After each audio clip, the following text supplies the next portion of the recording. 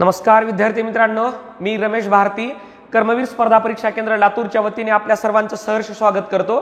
विद्यार्थी मित्रांनो, आज आपण एक खूप महत्त्वाचा टॉपिक पाहणार आहोत। बऱ्याच विद्यार्थ्यांना या टॉपिक मध्ये अभ्यास करत असताना नेमका अभ्यास कसा करावा हे लक्षात न आल्यामुळे हा टॉपिक ते मुलं अभ्यास न करता तसाच ठेवतात। परंतु पाठ्यपुस्तकांमध्ये हा टॉपिक असल्यामुळे आपल्या कंबाईनच्या पूर्व परीक्षेला आणि राज्यसेवेच्या प्रिलिम्सला अत्यंत आवर्जून विचारला जाणारा हा प्रश्नपत्रिकांमध्ये हा टॉपिक आहे। तसेच विविध पोलीस भरती असतील किंवा सरळ सेवा भरतींमध्ये असेल, वन लाइनर मध्ये हमखास हा प्रश्नपत्रिकांमध्ये विचारला गेलेला टॉपिक आहे। त्याचं कारण असं आहे की हा पाठ्यपुस्तकांमध्ये 8वी 9वी 10वी हे जे आपले पाठ्यपुस्तक आहेत त्याच्यामध्ये समाविष्ट असणारा टॉपिक आहे। एनसीईआरटीची तयारी करणारे जे विद्यार्थी असतील, जे यूपीएससीची किंवा राज्यसेवेची तयारी करतात, त्यांनाही हा टॉपिक आवर्जून अभ्यास करावा लागतो। त्यामुळे आज हा टॉपिक आपण घेणार आहोत। पृथ्वीचे अंतरंग या बाबतीत आपण आता पुढे जाणार आहोत।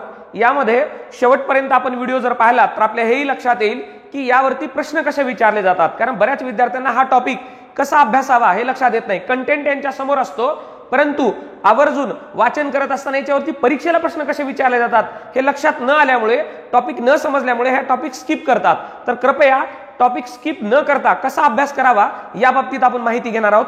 पृथ्वीचे अंतरंग हा टॉपिक आपण घेत असताना आपल्या समोर आता पहा की यामध्ये पृथ्वीचे अंतरंग किंवा पृथ्वीचे जे स्तर आहेत त्या पृथ्वीच्या स्तरांचा अभ्यास करत असताना आपण पाहतो की क्रस्ट हा पहा, क्रस्ट म्हणजे ज्याला भूकवच म्हणतो किंवा शिलावरण म्हणतो, त्यानंतर मेंटल किंवा प्रावरण, मेंटल, प्रावरण किंवा मध्यावरण, आणि त्यानंतर असतो तो म्हणजे आपला कोर भाग ज्याला आपण गाभा असे म्हणतो। तीनच का म्हटलेले आहेत? कारण सुरुवातीला एडवर्ड यांनी अभ्यास करत असताना 3 स्तर तयार केले होते। त्यामध्ये नावांमध्ये नंतरच्या टप्प्यामध्ये बदल होत गेलेले आहेत। परंतु आधुनिक अभ्यास करत असताना आपण पाहतो की शिलावरणाचे 2 भाग पडलेले आहेत, प्रावरणाचे 2 भाग पडलेले आहेत आणि कोरचे 2 भाग पडलेले आहेत, म्हणजे गाभाचे पण 2 भाग पडलेले आहेत। या दोन्ही भागांवरती प्रश्न हे बरेच विद्यार्थी असं विचार करतात की त्याच्यामधल्या घनतेची आकडेवारी विचारली जाईल किंवा कोणत्या स्तरापासून कोणत्या किलोमीटर पासून कोणत्या किलोमीटर पर्यंत हेच विचारलं जाईल। तर त्यामधल्या कन्सेप्ट वरती पण बरेच प्रश्न विचारण्यात आलेले आपल्याला पाहायला मिळतात। हा जो भूकवच किंवा शिलावरण आहे, तर हा भाग काय असतो? जर आपण पृथ्वी पाहिली, आता ही पृथ्वी आहे आपली, पृथ्वी जर पाहिली तर सगळ्यात वरचं जे आवरण आहे, वरचं जे आवरण असतं त्या पृथ्वीच्या गोल वरच्या आवरणाला आपण म्हणतो मित्रांनो क्रस्ट किंवा शिलावरण असं आपण त्याला म्हणत असतो। शिलावरणाचा जो भाग आहे ज्याच्यावरती आपली जमीन असते, पृथ्वी जमीन असते, पाणी असते, ज्याला आपण बाह्य भाग म्हणतो, क्रस्ट म्हणजे त्याचा वरचा आवरण। म्हणजे आपण टरबूज जर बघत असेल तर त्या टरबुजाचा वरचा हिरवा जो भाग आहे त्याच्यावरती पाणी पण आहे आणि त्याच्यावरतीच काय आहे, जमीन पण आहे। ज्यामध्ये त्या टरबुजाच्या मधला जो एक पांढरा भाग असतो, जो पांढरा भाग असतो तो म्हणजे प्रावरण, आणि त्याच्यानंतर अंतर्गत जो आपण भाग खातो तो म्हणजे गाभा। म्हणजे अभ्यास करताना आता तुमच्या एक डोक्यामध्ये लक्षात येईल की आपण पृथ्वीचा अभ्यास कसा करणार आहोत। जो वरचा भाग असणार आहे त्याला आपण म्हणणार आहोत क्रस्ट, शिलावरण, त्याच्या मधला जो पांढरा भाग असणार आहे त्याला म्हणणार आहोत प्रावरण, आणि त्याच्यामध्ये जो भाग असणार आहे गाभा ज्याला आपण म्हणणार आहोत कोर। कशापासून बनलेला आहे, काय आहे, म्हणजे भूकंपाची उत्पत्ती कुठे होते, ज्वालामुखीचा उद्रेक कुठे होतो, या सर्व गोष्टींचा आपण अभ्यास या ठिकाणी करणार आहोत। मग आता तुम्हाला एक लक्षात आला असेल, हा जो वरचा भाग आहे, ज्या वरच्या भागाला आपण क्रस्ट म्हटलो, त्यानंतर हा जो मधला भाग आहे त्या मधल्या भागाला आपण प्रावरण म्हणलो। की जो प्रावरण म्हणजे काय भाग असतो, सर्वसाधारण आपली जी कॅरी बॅग असते त्याला जर असं दुमडलात तुम्ही किंवा आपण जर एखादा स्पंज घेतला तर जो मऊ स्वरूपाचा भाग असतो त्या टाइप मधला इथला भाग असतो। त्यामुळे या भागामध्ये आपल्याला ज्वालामुखी जो उद्रेक होतो तो सर्वसाधारण या प्रावरणाचा भाग असतो किंवा प्रावरणापासून आपल्याला निर्मिती होताना पाहायला मिळतो। जे आपल्याला पाणी वगैरे मिळतं तो सर्व भाग आपल्या क्रस्ट किंवा शिलावरणाचा भाग असतो। आपल्या मानवी जीवनाला जेवढ्या काही गरजेच्या वस्तू असतात त्या सगळ्या शिलावरणामध्ये उपलब्ध असतात। त्यानंतर प्रावरण म्हणजे ज्या ठिकाणी आपण पाहतो की ज्या ठिकाणचा भाग हा जे ज्वालामुखी म्हणतो तर त्या ज्वालामुखीचा उद्रेक वगैरे हा प्रावरणामध्ये होतो। आणि जो गाभा आहे म्हणजे पृथ्वीचा जो केंद्रबिंदू आहे त्याच्या आसपासचा जो भाग आहे गाभा ज्याला आपण कोर असे म्हणतो। आता यामध्ये आपण अभ्यास करत असताना पुढे पाहू मित्रांनो की सर्वसाधारण आता पृथ्वी आपण जर घेतली त्याचा अर्धा भाग बाजूला काढला आणि अर्ध्या भागाचा अभ्यास करू। हा जर वरचा भाग जर बघितला, पृथ्वी 3 टप्प्यामध्ये आपण अभ्यास करत असताना बघतो, म्हणजे कोणत्या, शिलावरण असेल, प्रावरण असेल आणि गाभा असेल। प्रत्येकाची घनता म्हणजे आतमध्ये जसं आपण जाऊ तसं तसं त्याची घनता वाढत जाते। म्हणजे शिलावरणावरती जी घनता असेल त्याच्यापेक्षा अधिक प्रावरणामध्ये होते, आणि प्रावरणापेक्षा अधिक घनता ही गाभा म्हणजे कोरकडे जाताना आपल्याला घनता पाहायला मिळते. म्हणजे आपण आतमध्ये जसं जसं जाऊ तसं तसं आपल्याला त्याची घनता वाढत गेलेली पाहायला मिळते. मग घनता जर वाढत असेल तर सर्वसाधारण या तिन्ही स्तरावरचं म्हणजे वरचा भाग जो आहे त्याला म्हणू आपण शिलावरण, मधला प्रावरण आणि नंतरचा गाभा. मग तिघांमध्ये जर बघितलं तर पहिल्या टप्प्यात, दुसऱ्या टप्प्यात आणि तिसऱ्या टप्प्यात तिघांच्या घनतेची बेरीज करून जर आपल्याला भागलं 3 तर सर्वसाधारण पृथ्वीची जी सापेक्ष घनता आहे तर ती 5.5 घन सेंटीमीटर म्हणजे इतकी पाहायला मिळते. 5.5 ग्रॅम घन सेंटीमीटर इतकी आपल्याला पाहायला मिळते. 5.5 घन सेंटीमीटर इतकी जर ती घनता असेल तर आपल्याला परीक्षेमध्ये बऱ्याच वेळेला असं विचारले जाते की सापेक्ष घनता किती आहे. सापेक्ष घनता 5.5 इतकी आपल्याला माहिती असणं गरजेचं आहे. त्यानंतर मित्रांनो जो काही आपला पृथ्वीचा भाग आहे त्याच्यामधला वरचा जो क्रस्टचा भाग आहे सर्वसाधारण 16 किलोमीटर ते 40 किलोमीटर पर्यंतची पट्टी आहे. कुठे कमी आहे कुठे जास्त आहे. म्हणजे जर आपण आपल्या भूकवचावर आलो म्हणजे आपल्या जमिनीवरती जर आलं तर ज्या ठिकाणी रॉकी पर्वत असेल, हिमालय असेल तर जाडी जास्त आढळते. जर आपण महासागरापर्यंत जर गेलो तर महासागराच्या आसपास ती जाडी पुन्हा कमी पाहायला मिळते. ही शिलावरणाचा भाग झाला. म्हणजे शिलावरणाचं जे काही वजन असेल, वस्तुमान आणि घनता असेल ती फारशी जास्त नाहीये. परंतु पृथ्वीचा जो भाग आहे त्या पृथ्वीच्या भागापैकी जर आपण जर पाहिलं मित्रांनो तर जवळजवळ 83% घनफळ, 83% पृथ्वीचं घनफळ हे कोण व्यापलेलं आहे तर ते व्यापलेलं आहे ह्या आपण प्रावरणाने म्हणतो. आपण त्याला प्रावरणाने 83% हे घनफळ हे व्यापलेलं आपल्याला पाहायला मिळतो. 16% जर पाहिलं मित्रांनो तर ते गाभा कोरने आपल्याला काय केलेलं पाहायला मिळतो म्हणजे व्यापलेलं पाहायला मिळतो. मग आता याच्यावरती लक्षात ठेवण्यासारखं काय बघा, 1% भाग हा शिलावरणाने घनफळाने व्यापलेला आहे. म्हणजे एकूण पृथ्वीचं जे घनफळ आहे त्यापैकी 1% घनफळ कोणाचं आहे, शिलावरणाचं. 83% घनफळ कोणाचं आहे, प्रावरणाचं. आणि त्यानंतर 16% घनफळ कोणाचं आहे तर ते आहे काही गाभाचं. आपण जर वस्तुमान बघितलं तर हे वस्तुमान 32% हे मधला जो काही गाभा आहे हा गाभा, ह्या गाभ्याचं 32% वस्तुमान आहे. आणि त्याच्या जवळजवळ आपण जर बघितलं दुप्पट म्हणजे 68% वस्तुमान हे प्रावरणाचं आपल्याला पाहायला मिळतं. मग आता तुम्ही म्हणाल की ही आकडेवारी विचारलेली आहे का, तर काही परीक्षांमध्ये असं विचारलेलं आहे की पृथ्वीच्या एकूण पुढीलपैकी घनफळाच्या बाबतीत, व्यापलेल्या घनफळाच्या बाबतीत योग्य पर्याय आपल्याला निवडा.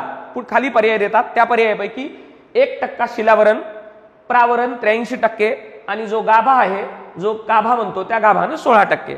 हेच आकडे त्याला त्याचे आकडे ह्याला टाकतात आणि योग्य पर्याय शोधायला आपल्याला सांगतात. किंवा वन लाइनर मध्ये असा प्रश्न विचारला जातो की पृथ्वीच्या एकूण वस्तुमानापैकी गाभ्याचं वस्तुमान किती टक्के आहे तर ते 32% आहे. पृथ्वीच्या एकूण वस्तुमानापैकी प्रावरणाचं एकूण वस्तुमान किती आहे तर ते 68% वस्तुमान आहे. या बाबतीतले प्रश्न हे आपल्याला आवर्जून परीक्षेला विचारण्यात आलेले आहेत. मग आता आपण परत एकदा लक्ष देऊ की आपल्याला मेन याच्याकडे जायचं आहे. पृथ्वीचा जो वरचा पापुंद्रा आहे, ज्याच्यावरती जमीन आणि पाणी पाहायला मिळतं, हे पाणी आहे. आता हा आपल्याला उत्तर अमेरिका, दक्षिण अमेरिका आपल्याला पाहायला मिळतो. तर यामधली जी काही जमीन आणि पाणी आहे त्याला आपण म्हणतो शिलावरण. त्यानंतर मित्रांनो त्याच्या मधला जो भाग आहे, ज्याच्या मधला भाग आहे त्या मधल्या भागाला म्हणतो आपण प्रावरण आणि त्याच्या मधल्या भागाला म्हणतो आपण गाभा. म्हणजे आता तुमच्या लक्षात आलं असेल सगळ्यात वरचा भाग असतो त्याला म्हणतो आपण शिलावरण, त्याच्या मधला भाग असतो त्याला म्हणतो आपण प्रावरण आणि त्याच्या मधला भाग असतो त्याला म्हणतो आपण गाभा. मग आता गाभ्याच्या बाबतीतले आपण वैशिष्ट्य पाहिले, प्रावरणाचे पाहिले आणि त्यानंतर पाहिलं मित्रांनो ते म्हणजे आपण शिलावरणाचे. चला तर मग आता माहिती पाहत असताना आपण पहा की जर आपण एकूण पृथ्वी जर पाहिली तर आता इथे पृथ्वी पहा. आता एकूण गोल पृथ्वी आहे. त्या पृथ्वीमधला जसं आपण एखादी टरबूज कापल्यानंतर टरबुजामधला एक भाग, आपण त्या टरबुजामधला एक भाग बाजूला घेतो खाण्यासाठी, तर आता तो भाग जर आपण पृथ्वीमधला हे काल्पनिक आहे. कारण असा भाग आपण प्रत्यक्षात करू शकतो का तर बिलकुल नाही. असं कोणतंही तंत्रज्ञान आहे का की ज्या तंत्रज्ञानाने पृथ्वीमधला एखादा आपल्याला भाग बाजूला काढता येईल तर बिलकुल नाही. अभ्यास करत असताना जो काही भूगर्भशास्त्रज्ञाचे जे काही निकष आहेत त्या निकषानुसार आता हा आपण अभ्यास करत आहोत की ही बाजूला जर भाग घेतला तर त्या भागामध्ये आपण अभ्यास जो केला, हा जो वरचा भाग होता, हा वरचा भाग तुम्ही पाहू शकता ज्याच्यामध्ये या बाजूला समुद्र आहे. समुद्र किनारपट्टीवर जर एखादा व्यक्ती फिरायला गेला तर तो इथं असा थांबलेला असेल तर तो काय म्हणू शकतो मित्रांनो की जर समुद्र किनारपट्टीवर जर थांबलेला असेल तर तो असा म्हणतो इथे थांबल्यानंतर या बाजूला काय आहे, समुद्र आहे, समुद्राचा तट, आणि या बाजूला जमीन आहे. तर तो वरचा जो भाग आहे तर त्या भागाला काय म्हणतो आपण, शिलावरण. मग मी म्हटलं की आधुनिक अभ्यास करत असताना शास्त्रज्ञांना प्रत्येक गोष्टीचे दोन भाग केलेले आहेत, कारण त्या पद्धतीने त्याची रचना आपल्याला सापडलेली आहे. मग शिलावरणाचे दोन भाग आहेत, सियाल आणि सायमा, ज्याच्याबद्दल आपण परीक्षेला कसे प्रश्न पडतील त्या बाबतीत पण आपण पाहणार आहोत. शिलावरण या बाबतीत आपण जर बघितलं मित्रांनो, क्रस्ट, तर त्याला म्हणजे सियाल आणि सायमा हे दोन भाग मिळतात. प्रावरणामध्ये पण अंतर्गत म्हणजे अंतर्गत प्रावरण आणि बाह्य प्रावरण असे पण आपल्याला भाग मिळतात. आणि त्यानंतर जो गाभा म्हणत होतो त्या गाभ्याचे पण दोन भाग केलेले आहेत, एक बाह्य गाभा आणि आंतरिक गाभा. हे तीन भाग जर बघितले, मी जे तुम्हाला म्हणलो टरबुजाचे असे फाक काढल्यासारखं जर भाग बाजूला काढला तर आपण म्हटलं की आतमध्ये जाताना पहिल्यांदा असेल शिलावरण, त्यानंतर असेल प्रावरण आणि त्यानंतर असेल गाभा. मग आता याचा ज्या वेळेला अभ्यास करू मित्रांनो, त्यावेळेला याची जाडी जी असेल त्या जाडीपर्यंत आपण जाणार. आता जनरली जर पोलीस भरतीला गेलात तर पोलीस भरतीला असं विचारतात की पृथ्वीच्या पृष्ठापासून केंद्रापर्यंतचं एकूण केंद्रबिंदूचं स्थान किंवा केंद्र किती किलोमीटर अंतरावर आहे. तर हा परीक्षेला प्रश्न बऱ्याच वेळेला विचारलाय की 6371 किलोमीटर पृथ्वीचा केंद्रबिंदू हा पृष्ठभागापासून किती किलोमीटर अंतरावरती आहे. तर सर्वसाधारण 6371 किलोमीटर पर्यंत आपल्याला पाहायला मिळतो. हा पृथ्वीचा केंद्रबिंदू आहे. येथून पृथ्वी सर्व बाजूला जसं आपण आपल्या वर्तुळाचा केंद्रबिंदू आणि बाह्य बाजूला जे परिघ असतो तिथपर्यंतचा अभ्यास करतो, त्या पद्धतीने याचा अभ्यास करतो. मग आता पहिल्यांदा पाहिलं आपण शिलावरण, शिलावरणानंतर प्रावरण आणि प्रावरणानंतर गाभा मित्रांनो आपण पाहिला. शिलावरणाचे दोन भाग पडतात असं म्हटलं मी. मग आता शिलावरणाचे दोन भाग पडतात तर शिलावरणावरती काय काय प्रश्न परीक्षेला आपले विचारलेले आहेत आपण त्याचा अभ्यास करूया. त्यानंतर प्रावरणावरती अभ्यास करूया आणि गाभ्यावरती आपण अभ्यास करूया. सर्वसाधारण वरवरचा अभ्यास करणारे विद्यार्थी मित्र जर असतील तर त्यांना सर्वसाधारण असं विचारलं जातं की पृथ्वीचा अभ्यास केला असता सर्वात वरचा जो भाग असतो, जो पापुंद्रा एकदम पातळ भाग असतो, त्याला काय म्हणतात. तर त्याला म्हणतात शिलावरण. त्यानंतर पृथ्वीचा सर्वात मोठा भाग हा पुढीलपैकी कोणत्या घटकाने व्यापलेला आहे, शिलावरणाने, प्रावरणाने आणि गाभाने. तर आपण म्हणतो प्रावरणाने व्यापलेला आहे. पृथ्वीचा केंद्रबिंदू सर्वसाधारण पृष्ठापासून पृथ्वीचा केंद्रबिंदू किती किलोमीटर अंतरावरती आहे. तर मित्रांनो 6371 किलोमीटर अंतरापर्यंत आहे. हा झाला एक आपला सर्वसाधारण अभ्यास पहिल्यांदा जो आपण पाहतो तो. परंतु एवढ्यापर्यंत आपल्याला एमपीएससीला प्रश्न विचारलेले नाहीत. तर या बाबतीत आणखीन खोलात जाऊन प्रश्न काय विचारले आहेत पहा. आपण जो भाग बघितला होता त्या भागापैकी जर बघितला तर पहिल्यांदा जो वरचा थर आहे त्यामध्ये मी तुम्हाला म्हणलं की शिलावरण, ज्याला क्रस्ट असं आपण म्हणतो, त्या क्रस्टचे दोन भाग पडतात ज्याच्यामध्ये आपण सियाल आणि सायमा असं म्हणतो. त्यानंतर प्रावरण आणि गाभा. मग आता आपण अभ्यास करत असताना हा अभ्यास तुमच्या लक्षात आला असेल तर मित्रांनो आता पाहू शकता की जो सगळ्यात वरचा भाग आहे त्याला आपण बघा लिथोस्फियर असंही म्हणतो, ज्याला क्रस्ट असंही आपण नाव दिलं. तर याचा अभ्यास करत असताना आता आपण पाहू शकतो मित्रांनो, सर्वसाधारण पृथ्वीचा जो सर्वात वरचा बाह्य भाग आहे तर त्याला काय म्हणतात, शिलावरण म्हणतात. आणि घनरूपात आहे, हे बाह्य घन स्वरूपात आहे. कारण जसं जसं आपण आतमध्ये जाऊ काही भाग घन आणि काही भाग द्रव स्वरूपात आपल्याला आढळताना मिळतात. आपल्याला अ ब क असे जे वाक्य विचारायची जी पद्धत आहे एमपीसी मधली त्याच्यामध्ये असं विचारतात अ वाक्य ब वाक्य. तर त्या वाक्यांमध्ये आपण कन्फ्युज होऊ नये, त्यामुळे आपल्याला हे वाक्य आवर्जून व्यवस्थित पाहायचे आहेत. त्यामध्ये जर बघितलात पृथ्वीचा सर्वात वरचा जो भाग आहे त्याला आपण आताच म्हटलं की त्याला बाह्य आणि घन रूपात आहे, त्याला आपण म्हणतो शिलावरण. शिलावरणामध्ये जर बघितलं तर आपण जे अभ्यास करत असतो की जमिनीचा भाग जो आहे तो 29% आहे आणि पाणी जो आहे तर तो भाग किती आहे, 71% आहे. सर्वसाधारण लहान मुलांना जर आपण शिकवत असेल किंवा आपणच एमपीसी मध्ये आलेले असेल, सायन्स बॅकग्राऊंडची मुलं जर असतील तर पहिल्यांदा त्यांना ह्या जरी प्रश्न विचारला गेला की पृथ्वीवर एकूण किती टक्के पाणी आहे तर हे म्हणतात की मी 8वी 9वीला वाचलेला आहे पण एक्झॅक्ट मला आज लक्षात नाही. आता हा भाग सोपा आहे म्हणून परीक्षेला कोणी विचारत नसतं, परंतु आपण अभ्यास करत असताना कोणतीही गोष्ट यावरनं तुम्ही अशी लक्षात घेतली पाहिजे की जर आपण वाचलं आवर्जून लक्षात ठेवलं तरच ती लहान 8वी 9वी 10वीची गोष्ट असेल तरी ती स्पर्धा परीक्षेत लक्षात येऊ शकते, किंवा परीक्षेला जी विचारलेली सध्या रेग्युलर मधली आहे ती गोष्ट आपण वाचली तरच लक्षात राहणार आहे. दुर्लक्ष केला तर प्रत्येक भाग हा आपल्यापासून दूर जाऊ शकतो मित्रांनो. मग आपण हा जर बघितला 21% पाणी, 21% जमीन, 29% जमीन आणि 71% काय आहे, पाणी आहे. यामध्ये जर बघितलं तरी 60 आणि 40% ही शिलावरणाची जाडी सर्वसाधारण आपल्याला 16 ते 40 किलोमीटर पर्यंत सर्वसाधारण जाडी आपल्याला पाहायला मिळते. 16 ते 40 किलोमीटर पर्यंत जर आपल्याला जाडी पाहायला मिळत असेल त्याला शिलावरण असं म्हणतात. मग त्याचे दोन जे भाग आहेत सियाल आणि सायमा, तर त्यानुसार त्याचे वेगवेगळे विभाजन आपल्याला पाहायला मिळतात. सियाल आणि सायमा ते काय आहेत आपल्याला पाहायचं आहे. याच्यामध्ये जर बघितलं की सरासरी शिलावरणाची जाडी किती आहे तर ती 33 किलोमीटर आहे. म्हणजे सर्वसाधारण 1 किलोमीटर ते आपण 40 किलोमीटर पर्यंत हा शिलावरण पाहत असतो. मग आता तुम्ही म्हणाल की 1 ते 40 पर्यंत तर पाहता, मग 33 कुठून आलं? त्याचं कारण असं आहे, समुद्र किनारपट्टी म्हणजे समुद्राच्या खालचा किंवा समुद्राजवळचा भाग हा वेगळा असतो, जमिनीवरची जाडी वेगळी असते, त्यानंतर महासागरावरची जाडी वेगळी असते. त्यामुळं महासागरातली जाडी आणि जमिनीवरची जाडी यांचं ऑन अन ॲव्हरेज सरासरी काढून आपण हे बोलत असतो मित्रांनो. त्यानंतर जर बघितलं हे जे सर्वत्र सारखी नाही असं जे म्हटलं, ही जाडी सर्वत्र सारखी नाही, त्याचं कारण असं आहे की इथं दिलेलं आहे बघा, हिमालय आणि रॉकी पर्वत जे आहेत, तर हिमालयाचा आणि रॉकी पर्वताची जर बघितलं तर जो पर्वत बनलेला आहे त्याच्या खालीही त्याच्याबद्दलची जाडी जास्त असते आणि वरी पण असते. मग ही जाडी सर्वसाधारण शिलावरणाची जे काही मोठे म्हणजे हिमालय रॉकी असतील तर या प्रदेशांमध्ये जाडी जास्त आढळते. मग आपण जर समुद्रापाशी वगैरे जर गेलो, महासागराच्या तळाशी वगैरे, तर ती जाडी ऑटोमॅटिक काय होते, कमी आपल्याला पाहायला मिळते. म्हणजेच शिलावरणाची जी जाडी आहे मित्रांनो, ती शिलावरणाची जाडी महासागरावर लहान असते, निमुळती असते, तर आपण पर्वतीय भागांमध्ये जर गेलो तर ती जाडी मात्र वाढलेली पाहायला मिळते. मग आपल्याला अ नावाचा एखादा जर वाक्य तयार केले तर असं तयार करू शकतात की शिलावरणाची जाडी ही महासागरांमध्ये अधिक असते तर पर्वतीय भागांमध्ये कमी असते. मग आता हे वाक्य काय आहे, चूक आहे. आपण मटेरियल वाचू, मटेरियल घेऊन पुढे जाऊ, परंतु बॅक ऑफ द माइंड त्या विद्यार्थ्यांचा अभ्यास होत असतो. तोच अभ्यास करणारा विद्यार्थी पुढे जातो ज्याला आपण वाचत असलेला बीट परीक्षेला पूर्वी कसा विचारलेला आहे हे जर आपल्या लक्षात आलं तरच ती गोष्ट वाचत असताना त्या बाजूने वाचण्याची आपली मेंदूमधली क्षमता तयार होते. अन्यथा काय होतं, तुम्ही वाचता त्याला बंदही करता. मग आता मी जसं तुम्हाला प्रश्न तयार केला की महासागरावर त्याची जाडी जास्त असते आणि पर्वतीय भागांमध्ये कमी असते, तर तुम्हाला हे लक्षात आलं का की हे वाक्य जे भारती सर तयार करत आहेत ते एकदम चुकीचे तयार करत आहेत. हीच परीक्षा आहे, वाक्य बरोबर की चूक, सत्य की असत्य, योग्य जोड्या लावा किंवा अयोग्य जोड्या लावा.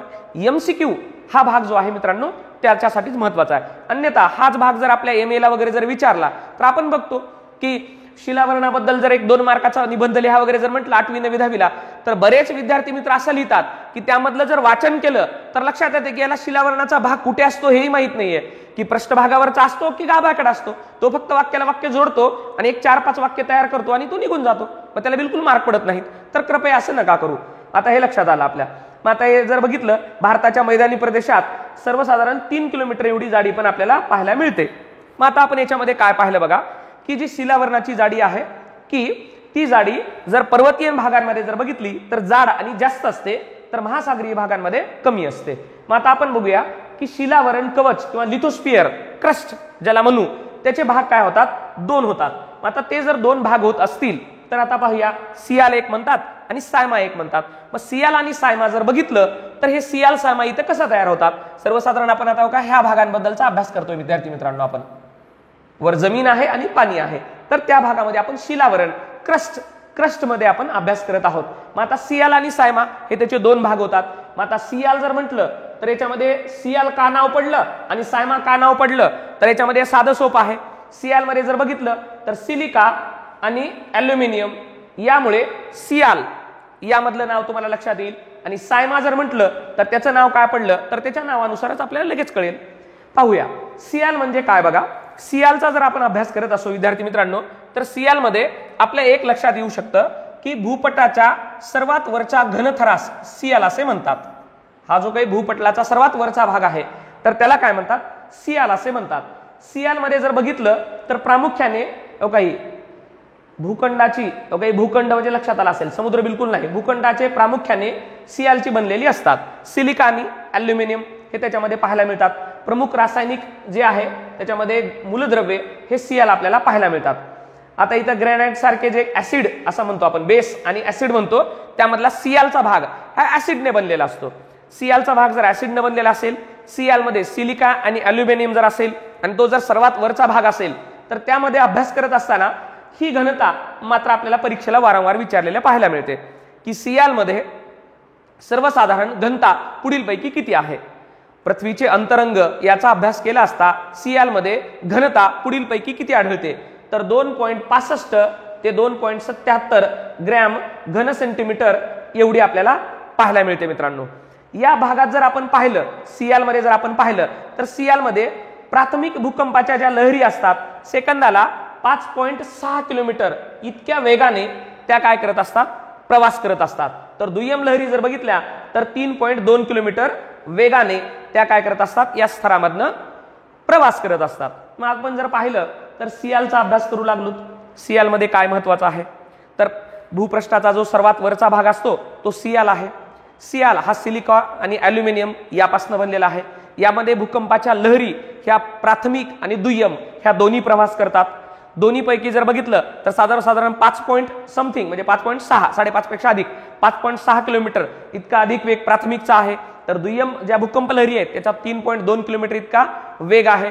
आणि यानंतर सियालचा जो भाग आहे तो ऍसिडने तयार झालेला आपल्याला पाहायला मिळतो। तर यामध्ये जर अभ्यास केला तर सियालच्या बाबतीत आपल्याला हे पाहायला मिळतं। सायमाच्या बाबतीत आपल्याला काय पाहायला मिळतं हे आपण इथे पाहूया मित्रांनो। सायमा जर म्हटलं तर सायमाच्या बाबतीत आपल्याला सायमा का, तर जो काही भूखंड होता तो भूखंड प्रामुख्याने कशाने बनलेला होता, सियालने। मग आता सायमा का अभ्यासाला मिळाला असेल। आता तुमच्या एक लक्षात येईल की आपण हा सर्वसाधारण वरचा अभ्यास करतोय। हा भाग जर बघितला जमिनीचा, हा भाग बघितला आपण काय बघितलं विद्यार्थी मित्रांनो की हा होता सियाल। मग आता सायमा जर पाहिला तर हा सायमा आपल्याला इथं अभ्यास करायला मिळतो कुठे, महासागरांमध्ये। तर आता इथे पहा, सामान्यतः महासागर तळ सीमा म्हणजे काय आहे तर सायमा, ज्याच्यामध्ये इथे जर आपण अभ्यास केला तर त्याच्या नावातच दडलेलं आहे ते तुम्हाला सापडेल सिलिका आणि मॅग्नेशियम। जसं आपण अगोदर पाहिलं होतं सिलिका आणि ॲल्युमिनियम, तर इथे आपल्याला पाहायला मिळालं सिलिका आणि मॅग्नेशियम। सीमा म्हणजे त्याच्यावरून नाव पडलेलं आहे की सिलिका आणि मॅग्नेशियम सीमा म्हणजे आपण त्याला म्हणलो सायमा।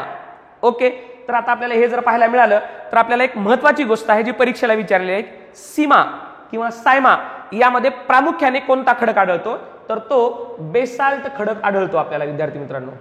हे सगळे जे प्रश्न आहेत हे विविध परीक्षांना प्रश्न विचारलेले आहेत की सायमा यामध्ये पुढीलपैकी कोणत्या प्रकारचे खडक आढळतात, ऍसिड बेस, तर याच्यामध्ये बेस आणि त्यातल्या त्यात बेसॉल्ट हा खडक आपण जो अभ्यास केला तो आपल्याला पाहायला मिळतो।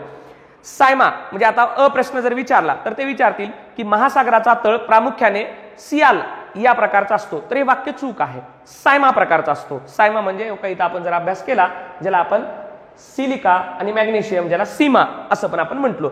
ओके विद्यार्थी मित्रांनो, हे जर पाहिलं आता याच्यामध्ये काय पाहायला मिळतं बघा, सीमा थराची म्हणजे ही जी सीमा म्हणजे आपण ज्याला सायमा म्हणू, सायमा किंवा सीमा ही महासागराखाली सर्वसाधारण 3 ते 5 किलोमीटर इथपर्यंत त्याची जाडी आपल्याला पाहायला मिळते। सायमाची जी जाडी आहे तर ती सायमाची जाडी सर्वसाधारण जर बघितली तर ते आहे 3 ते 5 किलोमीटर पर्यंत महासागराच्या तळाशी। आणि तेच जर तळ हा भूखंडाच्या खाली किंवा भूकवच आपल्या जमिनीच्या खाली जर घुसलेला असेल तर त्यावेळेस मात्र तो 13 किलोमीटर पर्यंत पाहायला आपल्याला मिळतो। सर्वसाधारण आता बघा शिलावरणाचा थर 42 किलोमीटरचा, त्यातलाही त्यात आपल्याला सांगितलेलं आहे की सर्वसाधारण सियाल 29 किलोमीटर व सीमा 13 किलोमीटर मिळून आहे। हा जो काही 42 किलोमीटर पर्यंत मी जे म्हणलं ना शिलावरणाची जी जाडी आहे ती सर्वसाधारण जर जाडी आपण पाहिली विद्यार्थी मित्रांनो तर 40 किलोमीटर पर्यंत पाहायला मिळते। त्याच्यातही कुठे जाडी कमी आणि जास्त असेल तर दुसरा पट्टा विलगीकरणामध्ये मिक्स होतो, विखंडता म्हणतो किंवा विलगीकरण म्हणतो किंवा विलगता असं म्हणतो, तो आल्यानंतर आपल्याला तोही पाहायचा आहे। तर यामध्ये आपण पाहिलं की सियाल हा 29 किलोमीटर पर्यंत सर्वसाधारण त्याची जाडी पाहायला मिळते, तर सायमा किंवा सीमा याची जाडी सर्वसाधारण 13 किलोमीटर पर्यंत आपल्याला पाहायला मिळते। आणि शिलावरणाची सर्वसाधारण जाडी जर बघितली तर 40 ते 42 किलोमीटर पर्यंत आपल्याला पाहायला मिळते। यामध्ये जर बघितलं तर सीमा मध्ये प्राथमिक ज्या भूकंपाच्या लहरी आहेत 6 ते 7.2 किलोमीटर इथपर्यंत वेगाने त्या प्रवास करतात। म्हणजे सियाल पेक्षा सायमामध्ये भूकंप लहरी ह्या अधिक वेगाने कार्यरत असतात, हे आपल्याला या ठिकाणी लक्षात ठेवणं अत्यंत गरजेचं आहे। दुय्यम लहरीच्या बाबतीत पण तेच होतं, 3 ते 4 किलोमीटर वेगाने त्या प्रवास करतात। यामध्ये आता पहा सियालमध्ये ज्या भूकंप लहरी प्रवास करायच्या त्याच्यापेक्षा अधिक वेगाने काय करतात सीमामध्ये आपल्याला प्रवास करताना पाहायला मिळतात। सियाल पाहिलो, सियाल हा सिलिकॉन आणि ॲल्युमिनियमने पाहायला मूलद्रव्यांनी बनलेला आपल्याला पाहायला मिळाला। सायमा हा सिलिकॉन आणि मॅग्नेशियम यापासून बनलेला आपल्याला पाहायला मिळाला। सियाल आणि सायमा या दोघांपासून शिलावरण आपल्याला पाहायला मिळालं। आता अभ्यास करत असताना एक गोष्ट आपल्याला इथे पाहायला मिळेल ती कोणती बघा, की सर्वसाधारण परीक्षेला सर्वात जास्त वेळा विचारलेली असते, की आपण जो अभ्यास करतो त्याच्यामध्ये आपण पाहिलं की वरचा जो भाग असेल त्याला म्हणलो आपण सियाल, त्याच्या जर खाली थोडासा भाग असेल सागर तळ वगैरे तर आपण म्हणलं त्याला सायमा. सियाल आणि सायमा याच्या दरम्यानची जी विलगता आहे, त्याच्या दरम्यान जो विलग आहे त्याचं कारण असं असतं, सर्वसाधारण जर आपण बघितलात, जर मुरुम खोलत असेल तर आपण बघा काळी माती लागते, त्यानंतर मुरुम लागतो आणि त्यानंतर पाषाण लागतं. पण काळ्या मातीपासून मुरुम लागताना मध्ये एक मिक्सिंगचा आपल्याला काय लागते, माती लागते. आणि जर आपण मुरुम पासून आपण जर पाषाणाकडे जात असेल तर तिथे पण मिक्सिंगचं लागतं. ते मिक्सिंगचे जे थर असतात त्याला आपण काय म्हणतो, विलगता असं म्हणतो. तर सायमा आणि सियाल यांच्या दरम्यान जी विलगता आहे तर ती विलगता कॉनरॅड विलगता या नावाने आपल्याला पाहायला मिळते. कॉनरॅड विलगता म्हणजे काय, कॉनरॅड हे सगळे शास्त्रज्ञांची नाव आहेत. त्या विलगतेचा अभ्यास करणारा जो शास्त्रज्ञ आहे तो आहे कॉनरॅड. कॉनरॅडने अभ्यास केला आणि सांगितलं की सियाल आणि सायमा यांच्या दरम्यान जी विलगता आहे ती पाहायला मिळते जमिनीच्या अंतर्गत जात असताना, आणि ती विलगता आपल्याला लक्षात ठेवणं आवश्यक आहे. म्हणून कॉनरॅड विलगता ही कोणत्या दोन बदलांमध्ये पाहायला मिळते, तर ती पाहायला मिळते मित्रांनो आपल्याला सियाल आणि सायमाच्या दरम्यान. मग आता आपण काय शिलावरणाचा अभ्यास केला, शिलावरणाचा जर अभ्यास केला आणि शिलावरणाचा अभ्यास करून जर आपण प्रावरणाकडे जाऊ लागलो तर आपल्याला एक पाहायला मिळेल, सियाल आणि त्याच्या खाली होतं सायमा, तर इथे एक पाहायला मिळतं बघा तुम्हाला मोहविलगता. मोहविलगता म्हणजे काय, सियाल होतं, सियालच्या खाली सायमा होतं, सायमा आणि सायमाच्या खाली आहे प्रावरण. आता त्यामध्ये जर डिटेल विचारलं गेलं तर काय होतं की याचा अभ्यास करताना सर्वसाधारण आपण पाहतो याचे दोन भाग पडले, सियाल आणि सायमा. तसेच प्रावरणाचे पण दोन भाग पाहायला मिळतात, त्याचे पण दोन भाग पाहायला मिळतात. यामध्ये हे जे बाह्य प्रावरण आहे, बाह्य प्रावरण सियालच्या खाली आहे सियालच्या खाली सायमा, त्यानंतर आहे बाह्य प्रावरण, पुन्हा अंतःप्रावरण. तर काही एक्झाम मध्ये खूप अत्यंत डिटेलमध्ये प्रश्न विचारताना असं विचारलेला आहे, सियाल आणि सायमा यांच्या दरम्यानची जी विलगता आहे त्याला आपण म्हणलो काय, कॉनरॅड विलगता. पण आता हा जो भाग मिळून आहे त्याचं नाव काय आहे, शिलावरण. शिलावरण आणि प्रावरण या दरम्यानची जी विलगता आहे त्याला काय म्हणतात, तर त्याला म्हणतात मित्रांनो मोहविलगता. मोहविलगता असं म्हणतात. डिटेलमध्ये जर गेलं तर असं म्हणतात सायमा आणि हे बाह्य प्रावरण यांच्या दरम्यानची जी विलगता आहे त्याला आपण मोहविलगता असं म्हणतात.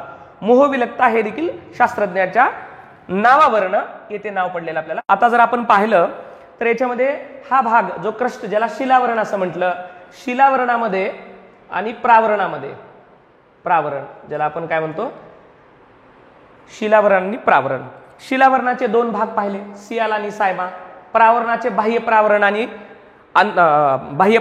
अंतःप्रावरण असे दोन भाग पाहू. यामध्ये सायमा आणि बाह्य प्रावरण याच्यामध्ये आपण मोहविलगता असं पाहिलं. विलगतेवर आपण शेवटी पण प्रश्न पाहू जेणेकरून आपल्या लक्षात येतील. यामध्ये जर पाहिलं तर मोहविलगता आपण पाहिलो. आता आपण शिलावरण आणि प्रावरण यांच्या दरम्यानची जी विलगता आहे ज्याला मोहविलगता असं म्हटलं जातं. यामध्ये सर्वसाधारणची घनता महत्वाची आहे. शिलावरणापेक्षा प्रावरणामध्ये गेल्यानंतर घनता वाढत जाते. ती घनता 3.1 पासनं 5.57 ग्रॅम घन सेंटीमीटर पर्यंत वाढत झालेली आपल्याला पाहायला मिळते. हा जो प्रावरण आहे ह्या प्रावरणाने सर्वात महत्वाचा भाग जर म्हटलं तर एकूण पृथ्वीच्या घनफळापैकी 83% भाग हा व्यापलेला आहे. हा परीक्षेला खूप वेळा प्रश्न विचारलेला आहे की पृथ्वीच्या एकूण घनफळापैकी सर्वात जास्त घनफळ कोणत्या भागाचा आहे, तर 83% घनफळ हे प्रावरणाचं आहे. त्याच्यामध्ये दोन भाग पडतात, एक अंतःप्रावरण आणि एक बाह्य प्रावरण. त्यामध्ये वस्तुमान जर बघितलं तर 68% वस्तुमान हे प्रावरणाचं आहे. पृथ्वीच्या एकूण वस्तुमानाच्या 68% वस्तुमान हे प्रावरणाचं आपल्याला पाहायला मिळतं. यामध्ये आता विद्यार्थी मित्रांनो जर आपण पाहायला पुढे गेलो तर आपल्या एक लक्षात येईल, प्रावरणामध्ये जर आपण पाहिलं म्हणजे आता प्रावरणामध्ये आपण निघालो होतो, प्रावरणामध्ये जर बघितलं तर त्याच्यामध्ये एक मागच्या साईडला आपण अभ्यास करत असताना एक आपल्या लक्षात आलं की सर्वसाधारण त्याची जाडी कुठपर्यंत आहे, तर 2900 किलोमीटर पर्यंत ही आपल्याला सर्वसाधारण जाडी पाहायला मिळते. म्हणजे आपण सरासरी काय पाहिलं होतं, 1 किलोमीटर पासून 42 किलोमीटर पर्यंत हे काय होता शिलावरण. सरासरी जाडी कमी जास्त होते म्हणजे 33 पाहिली होती आपण. आणि त्याच्यानंतर म्हणजे शिलावरणानंतर जर कोण येत असेल तर तो येतो प्रावरण, आणि प्रावरण सर्वसाधारण पृथ्वीच्या अंतर्गाभ्यात 2900 किलोमीटर पर्यंत हा टप्प्याटप्प्याने पाहायला मिळतो. मग तो प्रावरण 2 भागांमध्ये आपल्याला पाहायला मिळतो. तो कोणता या ठिकाणी आपण पाहूया मित्रांनो. तर एक जर बघितलं तर मोहविलकता. मोहविलकता म्हणजे काय की जर आपण भागामध्ये गेलं तर यामध्ये आपल्याला लक्षात येतं हा आहे शिलावरण.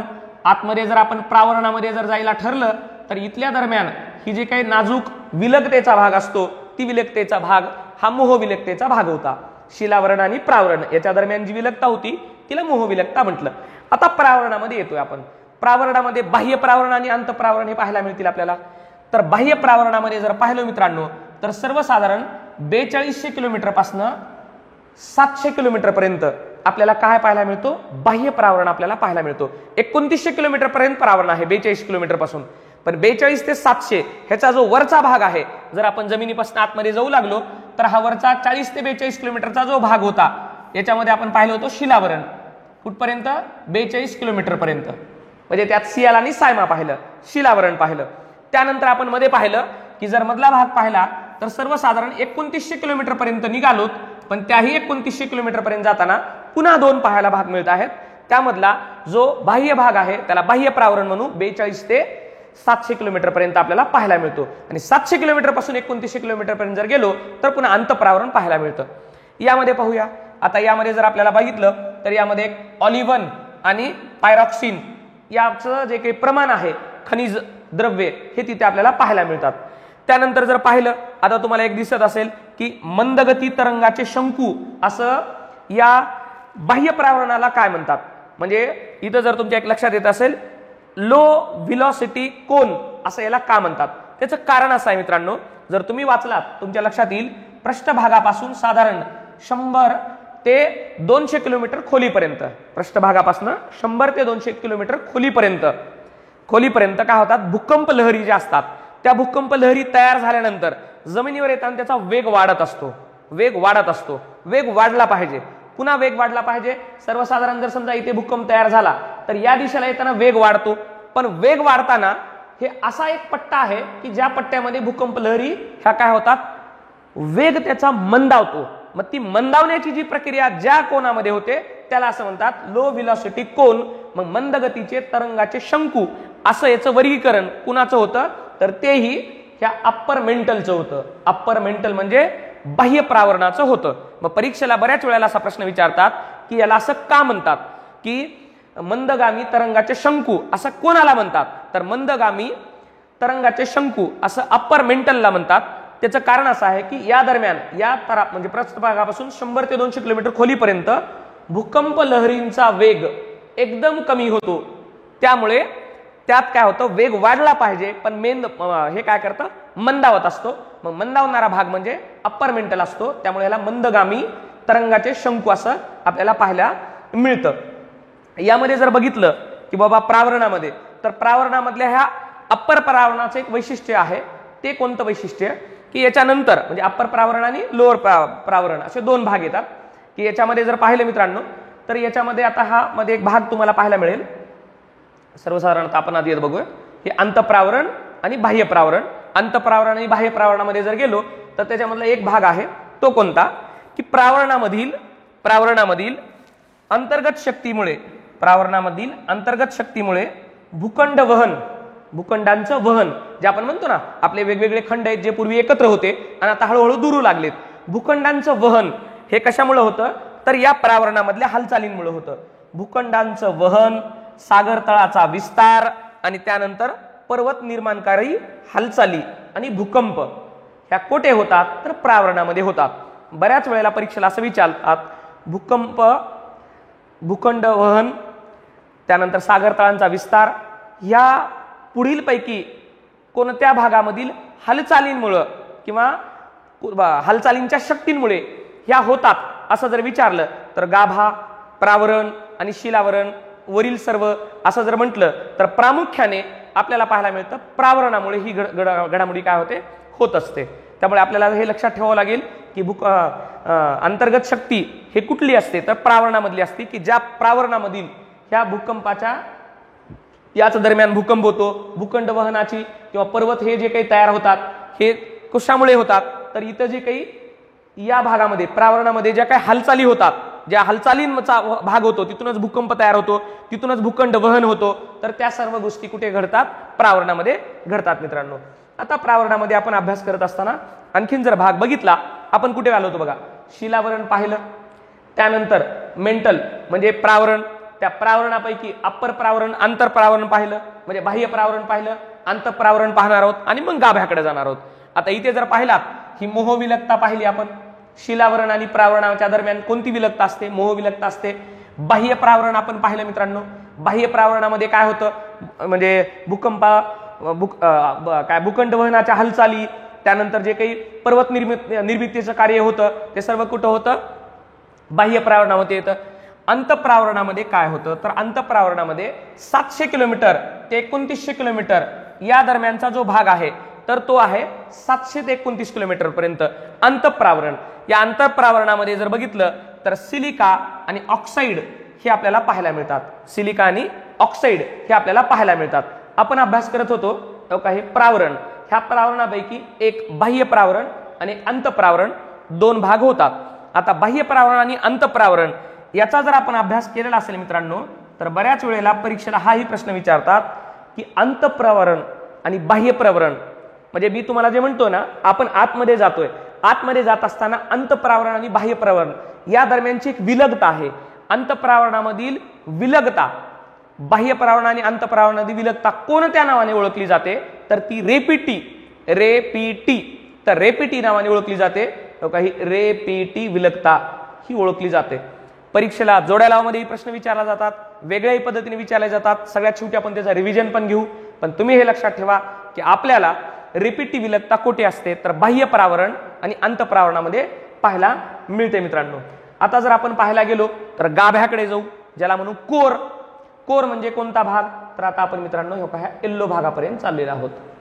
पृथ्वी गोल होती, त्यामधला हा टरबुजासारखा भाग काढला आपण, त्यामधलं शिलावरण पाहिलं, सायमा पाहिलो. त्यानंतर आपण काय पाहिलं मित्रांनो? प्रावरण. प्रावरणामध्ये अंतःप्रावरण आणि बाह्य प्रावरण पाहिलं मित्रांनो. अंतःप्रावरण आणि बाह्य प्रावरण जर बघितलं तर पृथ्वीचा सर्वात मोठा हा भाग यांनीच व्यापलेला आहे घनफळाच्या बाबतीत, वस्तुमानाच्या बाबतीत. आता चाललोय आपण मित्रांनो कुठे? गाभ्याकडे. गाभ्यामध्ये पण दोन भाग मिळतात आपल्याला पाहायला. त्यातला एक द्रव स्वरूपात आहे आणि एक आहे घन स्वरूपातला. मग आता कोणता आहे बघा? अंतरंगात सुमारे 2900 किलोमीटर पासून 6371 किलोमीटर पर्यंतचा जो भाग आहे त्याला कोणत्या नावाने ओळखतात? तर त्याला कोर किंवा गाभा नावाने ओळखतात. ही जी किलोमीटरची जी लांबी आहे ही अत्यंत महत्वाची आहे, कारण जोड्या लावामध्ये पण विचारला जाऊ शकतं किंवा सिंगल लाईन मध्ये विचारलं जाऊ शकतं की 700 किलोमीटर पासून 2900 किलोमीटर पर्यंत, 2900 किलोमीटर पासून तुम्हाला 5500च्या आतमधली पण एक देतील, कारण पुन्हा अंतर्गाभा आहे, आणि 6371 किलोमीटर पर्यंत पण देतील. आपल्याला हे लक्षात ठेवावं लागेल की कोर किंवा अंतर्गाभा किंवा पूर्ण गाभा हा कुठून कुठपर्यंत आहे? तर 2900 किलोमीटर पर्यंत पासून 6371 किलोमीटर पर्यंत आपल्याला पाहायला मिळतो. यामध्ये जर बघितलं तर विद्यार्थी मित्रांनो घनता वाढत गेलेली दिसते. या थरात जवळजवळ सुमारे 13 ग्रॅम घन सेंटीमीटर पर्यंत घनता वाढत जाते. सुरुवातीला बघितलं आपण 2.5च्या आसपास होती, 2.5 ते 3, त्यानंतर झाली 3 ते 5च्या आसपास, आणि आता जर पाहिलं तर आता 11 पासून 13 पर्यंत हे गाभ्यामध्ये आपल्याला पाहायला मिळते. बऱ्याच वेळेला परीक्षेला हाही प्रश्न विचारतात की निफे या घटकाने पुढीलपैकी कोणता भाग प्रामुख्याने व्यापलेला आहे?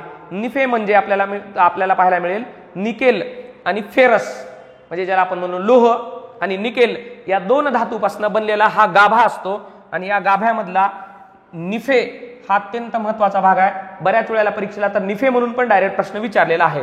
आता इथे पाहूया, एकूण 32% वस्तुमान, पृथ्वीच्या एकूण 32% वस्तुमान हे गाभ्यानं व्यापलेलं आहे.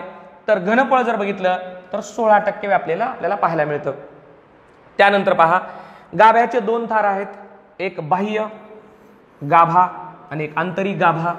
बाह्य गाभा जो आहे त्याचं एक वैशिष्ट्य आहे, 2900 किलोमीटर पासून 5150 किलोमीटर पर्यंत हा आपल्याला बाह्य गाभा पाहायला मिळतो. याच्यामध्ये हा गाभा द्रव स्वरूपात आहे. त्याचं कारण असं आहे, भूकंप लहरी ज्या आहेत तर ह्या दुय्यम लहरी तिथून प्रवास करू शकत नाहीत. यावरून हे ठरवलं गेलं की जर दुय्यम लहरी प्रवास करत नसतील तर ते काय असेल? ते काय असायला पाहिजे, द्रव स्वरूपात असलं पाहिजे, कारण दुय्यम लहरी ह्या घन माध्यमातूनच प्रवास करू शकतात, भूकंप लहरी. मग आता आपण पाहू शकतो की बाह्य गाभा हा द्रव स्वरूपाचा आहे. 2900 किलोमीटर पासून 5150 किलोमीटर पर्यंत आपल्याला पाहायला मिळतो. मग आता आपण पाहू बाह्य गाभा जर आपल्याला पाहायला मिळाला तर अंतर्गाभा. आता अंतर्गाभ्यामध्ये मित्रांनो आपल्याला हे पाहायला मिळतं 5150 पासून 6371 किलोमीटर पर्यंत, 6371 किलोमीटर पर्यंत त्याचा विस्तार झालेला मिळतो.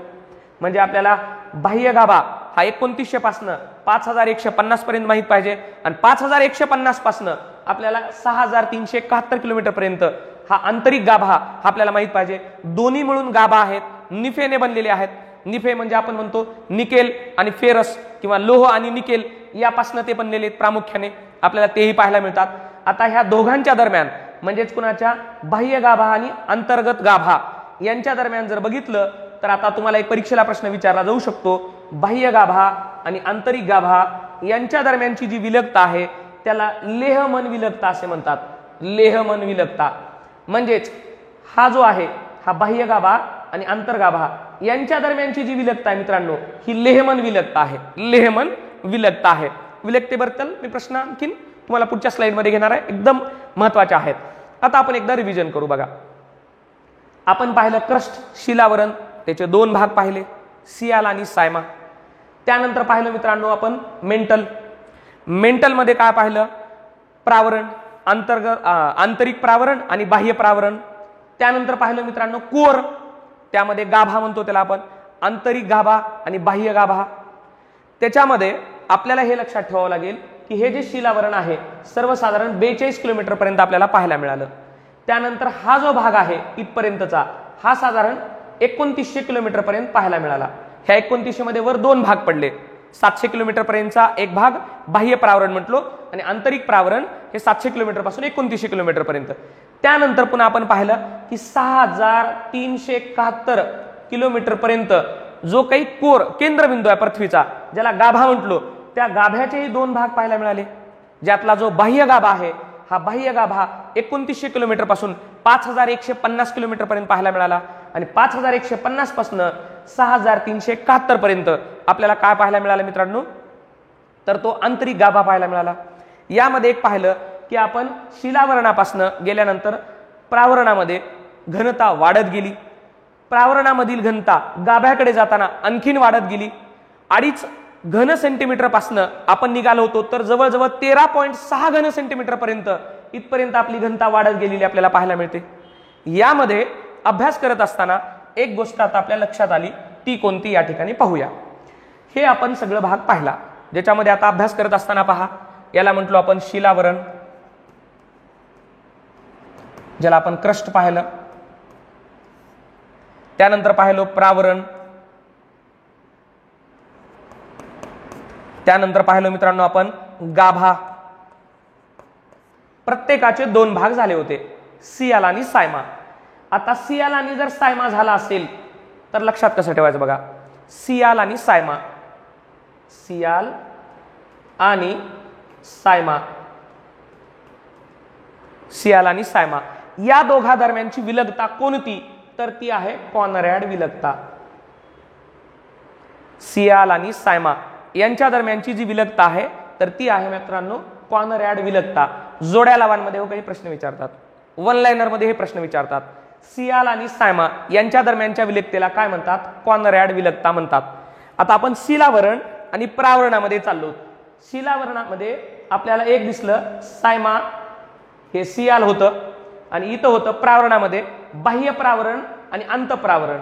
मधला भाग जो असतो तो अंतर असतो आणि वरचा जो असतो त्याला आपण बाह्य म्हणतो. जर बाह्य प्रावरण बघितलं आपल्याला ओरली बनवू आपण, जर आपल्याला म्हणलं प्रावरण आणि शिलावरण यांच्या दरम्यानची विलगता कोणती, तर प्रावरण आणि शिलावरण यांच्या दरम्यानची विलगता मोह विलगता आहे. मोह विलगता जर बघितली तर काय आहे, शिलावरण आणि प्रावरण. तुम्ही म्हणाल बोर्डवर वेगळं दिसत आहे, तुम्ही वेगळं म्हणत आहात, तोही भाग तिथलाच आहे मित्रांनो. कारण शिलावरणामधला सायमा हा भाग, कारण त्याचं सियाल आणि सायमा होतं, त्यातला हा सायमा भाग. त्यानंतर जर आपण इथं आलो, हे बाह्य प्रावरण म्हणजे प्रावरणामधलाच बाह्य भाग, म्हणजे सायमा आणि प्रावरण, बाह्य प्रावरण यांची विलगता कोणती आहे तर ती विलकता आहे मित्रांनो मोह विलकता, किंवा यालाच म्हणतात शिलावरण आणि प्रावरण या दरम्यानची विलकता कोणती आहे, तर ती विलकता आहे मोह विलकता। दोन्ही लक्षात आले। मोह विलकता विचारताना एमपीसी ही डिटेल मध्ये विचारते, त्यामुळे आपल्याला शिलावरण प्रावरण लक्षात आलं पाहिजे, किंवा शिलावरणातला सायमा भाग आणि प्रावरणामधला बाह्य प्रावरण। ओके, आता यामध्ये आलो मित्रांनो, आपण इथे बघितलं की इथला आपण पहिला भाग बघितला कोणता, की या ठिकाणी कॉनरॅड विलकता, कॉनरॅड विलकता आपल्या लक्षात आली। त्यानंतर आपण मोह विलकता बघितलं। आता आपण बघूया अंतःप्रावरण आणि बाह्य प्रावरण या दोघांमध्येच, म्हणजे प्रावरणामध्येच अंतःप्रावरण आणि बाह्य प्रावरण यामध्ये रेपेटी विलकता आहे। बघा इथे रेपेटी विलकता, अंतःप्रावरण आणि बाह्य प्रावरण, अंतःप्रावरण आणि बाह्य प्रावरण यामध्ये जी विलकता आहे ती रेपेटी विलकता आहे। त्यानंतर पाहूया, जर आपण ते बघितली तर आता हे प्रावरणाकडनं आपण गाभ्याकडे चाललो। प्रावरणामधला खालचा भाग आहे तो म्हणजे अंतःप्रावरण, आणि गाभ्यातला वरचा भाग आहे म्हणजे बाह्य गाभा आहे। मग आता गाभा प्रावरण म्हटलो काय, किंवा बाह्य गाभा आणि आंतरप्रावरण म्हटलो काय, दोघांचा अर्थ तोच झाला। म्हणजे आता गाभा आणि प्रावरण या दरम्यान जी विलकता आहे त्याला म्हणतात गुटेनबर्ग विलकता, गुटेनबर्ग विलकता असं त्याला म्हणतात। गुटेनबर्ग विलकता प्रावरण आणि गाभा यांच्या दरम्यान आहे, गाभ्यातला बाह्य भाग आणि प्रावरणातला अंतःप्रावरण भाग। त्यानंतर मित्रांनो आपल्याला प्रश्न विचारतात ही लेहमन विलकता कोठे आहे।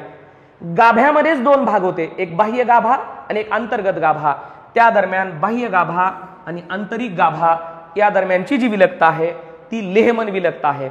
यावरून हे लक्षात येईल तुम्हाला की यामध्ये किती महत्वाचे हे प्रश्न आहेत।